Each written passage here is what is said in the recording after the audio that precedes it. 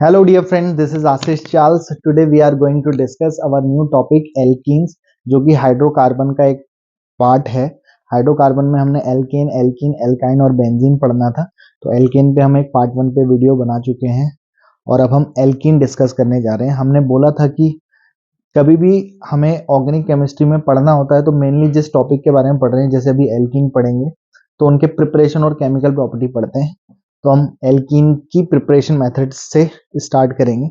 तो सबसे पहला प्रिपरेशन मेथड जो हम एल्कीन को बना सकते हैं वो बना सकते हैं by the reduction of alkyne. Alkyne का रिडक्शन करके। एल्काइंस क्या होते हैं? ट्रिपल बॉन्ड वाले कंपाउंड होते हैं। तो ट्रिपल बॉन्ड को जब निकेल, पैलेडियम या प्लेटिनम की प्रेजेंस में रिएक्शन कराते हैं तो एल्काइन का रिडक्शन होकर एल्कीन, फिर देन एल्केन बन जाता है। पर हमको एल्कीन ही प्रिपेयर करना है तो हम निकेल, पैलेडियम, प्लेटिनम की प्रेजेंस में ना करवा करके PD/BaSO4 की प्रेजेंस में एल्काइन का रिडक्शन करवाते हैं तो एल्कीन पर ही मामला स्टॉप हो जाता है और एल्कीन का फॉर्मेशन हो जाता है।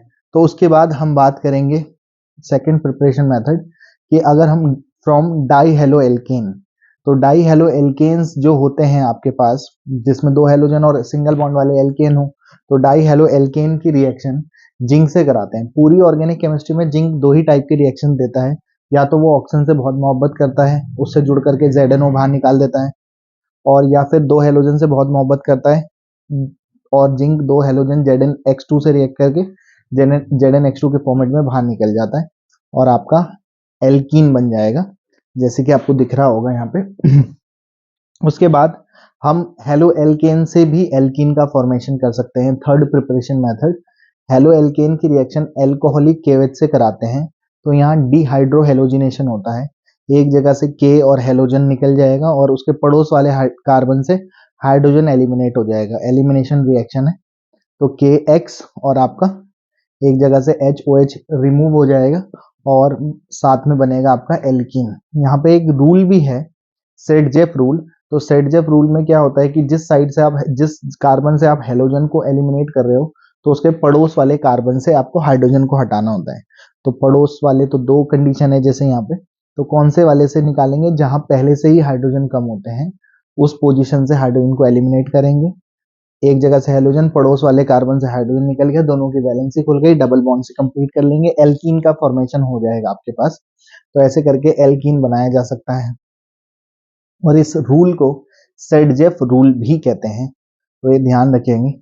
नेक्स्ट जो प्रिपरेशन मेथड है हेलो एल्केन का, वो है आपका डिहाइड्रेशन ऑफ एल्कोहल्स। जब एल्कोहल्स को कंसंट्रेटेड H2SO4 की प्रेजेंस में गर्म कर देते हैं 170 डिग्री सेंटीग्रेड टेम्परेचर पर, तो एल्कोहल एक जगह से OH और पड़ोस वाले कार्बन से H निकलेगा और पड़ोसी वो वाला पड़ोसी लेंगे जहां पे हाइड्रोजन कम होंगे। तो ऐसे करके आपका क्या बाहर निकल जाएगा? H2O बाहर हो जाएगा, वाटर बाहर निकल गया, वाटर को हाइड्रेशन कहते हैं, तो डिहाइड्रेशन हो जाएगा और आपका क्या फॉर्म हो जाएगा? एल्कीन का फॉर्मेशन हो जाएगा। तो आप देख सकते हैं कि एल्कीन बन जाएगा।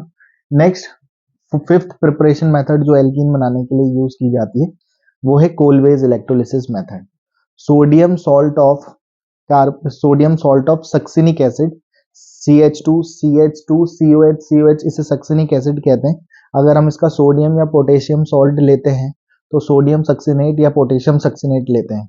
तो सोडियम या पोटेशियम सक्सिनेट जो है आपका, उसका एक्वस मीडियम में इलेक्ट्रोलिसिस करवा देते हैं 2 वाटर मॉलिक्यूल के साथ। तो इलेक्ट्रोलिसिस कराने पर एनोड पर एल्कीन मिलती है, तो एल्कीन का फॉर्मेशन कुछ इस ढंग से आपका बन जाता है एल्कीन। और सिमिलरली एल्कीन का फॉर्मेशन होने के बाद ये हो गए आपके पास 5 प्रिपरेशन मेथड। इस रिएक्शन की मैकेनिज्म भी इंपॉर्टेंट है, उस पर भी ध्यान दें। 3 स्टेप में होती है आपके पास। पहले स्टेप में इलेक्ट्रोलिसिस होगा, दूसरे स्टेप में इलेक्ट्रॉन का लॉस होगा एनोड पर, इलेक्ट्रॉन एनोड ऑक्सीडेशन होता है, एनोड पर लॉस ऑफ इलेक्ट्रॉन होगा, फ्री रेडिकल्स बनेंगे, CO2 निकलेंगे और आपका एल्कीन का फॉर्मेशन हो जाता है। और लास्ट में 2Na plus 2 electron cathode, anode ने लॉस किए 2 इलेक्ट्रॉन, कैथोड ने गेन किए, 2Na बना न्यूट्रल और 2Na 2 वाटर मॉलिक्यूल से रिएक्ट करके आपका 2NaOH बाहर निकालेगा और हाइड्रोजन गैस रिलीज हो जाती है। तो एक क्वेश्चन पूछा जाता है कि कोलब्रुक इलेक्ट्रोलिसिस मेथड में कैथोड पर कौन सी गैस रिलीज होती है? That answer is H2 gas release होती है। तो ये हम प्रिपरेशन मेथड पे बात कर चुके हैं। अब हम बात करने जा रहे हैं केमिकल प्रॉपर्टीज ऑफ एल्कीन की। सबसे आसान केमिकल प्रॉपर्टी होती है double bond, triple bond, unsaturated hydrocarbons वालों की, क्योंकि वहां पर बॉन्ड टूटते हैं और सारी चीजें आपस में जुड़ती रहती है और कुछ भी बाहर नहीं निकलता। ऐसी रिएक्शंस को एडिशन रिएक्शंस कहते हैं।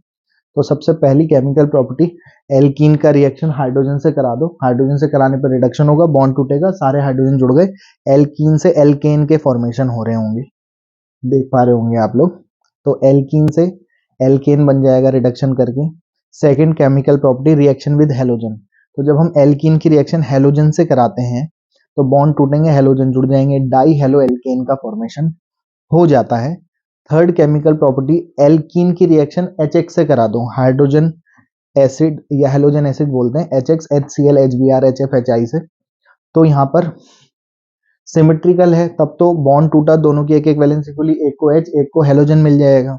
लेकिन अगर हम अनसिमेट्रिकल एल्कीन लेते हैं तो HX से रिएक्शन कराते हैं तो H पॉजिटिव और X नेगेटिव, तो मोर इलेक्ट्रोनेगेटिव पार्ट वहां जुड़ता है जहां हाइड्रोजन कम होते हैं, तो वहां पे हाइड्रोजन जुड़ जाएगा, और सॉरी हेलोजन वहां जुड़ेगा जहां हाइड्रोजन कम है, और जहां ज्यादा हाइड्रोजन है उसको एक और हाइड्रोजन मिल जाएगा और हेलो एल्केन का फॉर्मेशन हो जाएगा।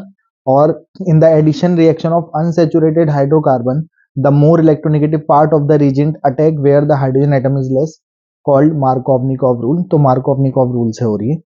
HCl से कराई आपने, HBr से करा दो, मोर इलेक्ट्रोनेगेटिव वहां जाएगा जहां हाइड्रोजन कम होंगे, बॉन्ड टूटा, दोनों की एक एक वैलेंसी खुल गई बॉन्ड टूटने से कार्बन की, और मोर इलेक्ट्रोनेगेटिव पार्ट वहां जुड़ के जहां हाइड्रोजन कम है प्रोडक्ट का फॉर्मेशन करेगा। लेकिन अगर आप ये रिएक्शन HBr से कराते हो और पेरोक्साइड की प्रेजेंस में, तो रिएक्शन मार्कोवनिकॉव रूल के उल्टी होती है, मतलब मोर इलेक्ट्रोनेगेटिव पार्ट अब वहां जाएगा जहां हाइड्रोजन ज्यादा है, और इसे एंटी मार्कोवनिकॉव रूल कहते हैं। क्योंकि पेरोक्साइड की प्रेजेंस में होता है इसलिए इसे पेरोक्साइड इफेक्ट भी कहते हैं। खराश नाम के साइंटिस्ट ने दिया था, इसलिए इसे खराश इफेक्ट के नाम से भी जाना जाता है। मार्कोवनिकॉव, एंटी मार्कोवनिकॉव, सेडजेफ इंपॉर्टेंट रूल है। सेडजेफ रूल एलिमिनेशन में रिएक्शन में लगता है, वो ध्यान दिया होगा आपने, प्रिपरेशन में यूज हो रहा था। और जो केमिकल प्रॉपर्टी है, बॉन्ड जहां रिएक्ट कर रहे हैं एडिशन रिएक्शन में, मार्कोवनिकॉव रूल या HBr और पेरोक्साइड की प्रेजेंस में एंटी मार्कोवनिकॉव रूल याद लगता है। ये बहुत इंपॉर्टेंट रिएक्शन है क्लास 11th के लिए और 12th के लिए भी और सारी BSc MSc के लिए भी। तो इसके बाद हम बात कर चुके हैं, पहला reaction with hydrogen, reaction with halogen, reaction with HX। चौथा बात कर लेते हैं रिएक्शन विद वाटर, हाइड्रोलिसिस। तो जब अगर हम एल्कीन की रिएक्शन वाटर से कराते हैं, फिर मार्कोवनिकॉव रूल से मोर इलेक्ट्रोनेगेटिव पार्ट वहां जुड़ जाएगा जहां हाइड्रोजन कम है। जहां सिमेट्रिकल है वहां मार्कोवनिकॉव की जरूरत नहीं है, लेकिन जहां अनसिमेट्रिकल वाला मामला है वहां पे हम क्या ऐड कर देंगे, हेलोजन, और मोर इलेक्ट्रोनेगेटिव पार्ट वहां जुड़ेगा जहां हाइड्रोजन कम है। तो अल्कोहल बन रहा होगा, मार्कोवनिकॉव से 2 डिग्री प्रोडक्ट बनते हैं, एंटी मार्कोवनिकॉव से 1 डिग्री। 2 डिग्री मतलब OH से जुड़ा कार्बन 2 कार्बन से जुड़ा है तो 2 डिग्री, फंक्शनल ग्रुप से जुड़ा कार्बन एक ही कार्बन से जुड़ा है तो 1 डिग्री। तो ऐसे कन्वर्जन में भी ध्यान रखें कि प्रोपीन से जैसे प्रोपेन 2 ऑल बनाना है या प्रोपेन 1 ऑल बनाना है तो कैसे कर सकते हैं। तो रिडक्शन, हेलोजन, HX से रिएक्शन कराना, हाइड्रोलिसिस। पांचवा केमिकल प्रॉपर्टी पे अगर हम बात करें तो एल्कीन की रिएक्शन आप HCN से करा दो। HCN से कराते हैं तो एल्केन नाइट्राइल, CN का सफिक्स नाइट्राइल होता है, तो नाइट्राइल वालों का फॉर्मेशन हो जाएगा आपके लिए। तो वो देख पा रहे होंगे कि वही मार्कोवनिकॉव रूल से ही रिएक्शन हो रही है, बहुत आसान है, बॉन्ड टूट रहे हैं, सारी चीजें जुड़ जा रही है, कुछ भी बाहर नहीं निकल रहा। तो ये आपकी केमिकल प्रॉपर्टी हो गई। एक लास्ट केमिकल प्रॉपर्टी की, एल्कीन की छोटी छोटी मॉलिक्यूल की यूनिट आपस में जुड़ करके हाई मॉलिकुलर वेट वाला कंपाउंड बनाती हैं, पॉलीमराइजेशन कहते हैं। तो पॉलीमराइजेशन वाली प्रॉपर्टी, एथीन के छोटे छोटे मॉलिक्यूल आपस में जुड़ जुड़ करके हाई मॉलिकुलर वेट वाला कंपाउंड पॉलीमर बना रहे हैं, तो एथीन का पॉलीमर बनेगा पॉलीथीन। तो ये एल्कीन की केमिकल प्रॉपर्टीज भी हो गई। तो होप आपको ये बात समझ में आई होगी। कोई भी डाउट के लिए आप कांटेक्ट कर सकते हैं, और ये आपके सामने कुछ मैं क्वेश्चंस लिख रहा हूँ, आपको ये सॉल्व करके मुझे फॉरवर्ड करने, मेरे व्हाट्सएप नंबर पे फॉरवर्ड कर सकते हैं, कमेंट कर सकते हैं। तो बाकी फिलहाल जी लो अपनी जिंदगी, नेक्स्ट वीडियो में पियेंगे आप लोगों का खून। Have a good day, goodbye, good night, शुभ रात्रि।